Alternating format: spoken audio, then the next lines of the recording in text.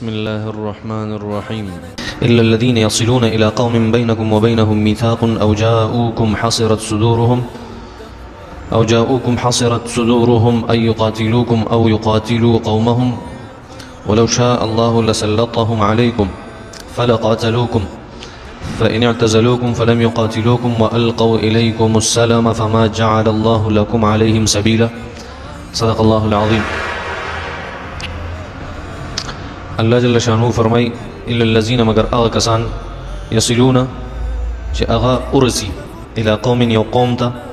بینکم ستاسو پا منس کی و بینهم او داغی پا منس کی میثاق یو وادی او جاؤکم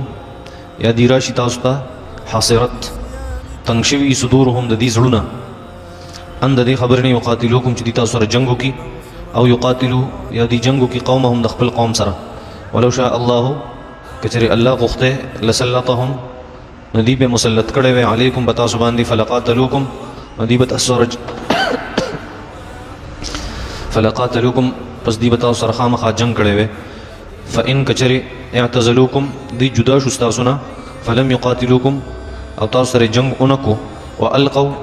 اوڑان دیکڑا الیکم تاستا السلام دا امن پیغام السلام صلحا فما جعل اللہ ندے مقرر کرے اللہ لکم ستاسو دا پارا علیہم پدی باندے سبیلاً لار. اللہ جل شانو فرمائی آغا کسان چھ اغی دس یو قوم تلڑ چی ستاسو دا اغی پمنس کے معاہدی یا ستاسو خوال راشی او تاسو تا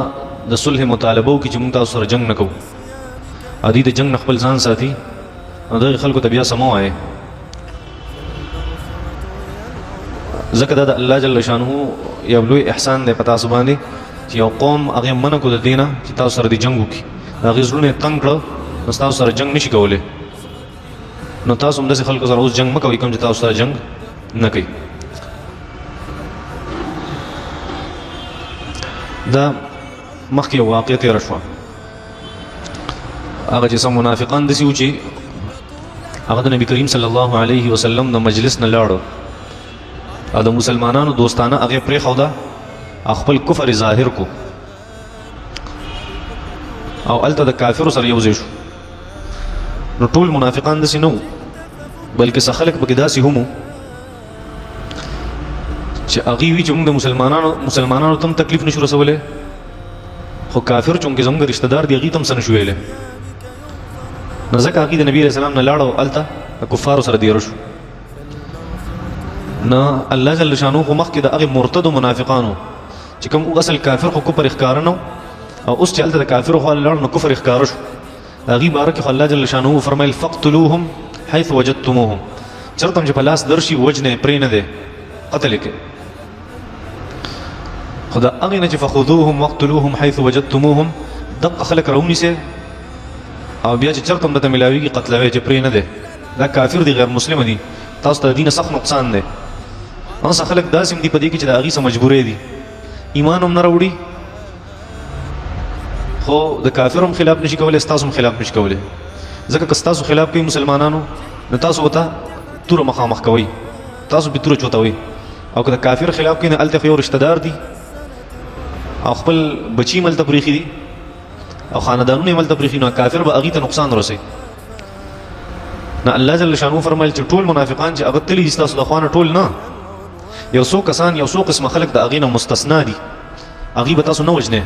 نبی قتل کوئی کم خلق الا الذین یصلون الى قوم بینکم و بینهم میثاق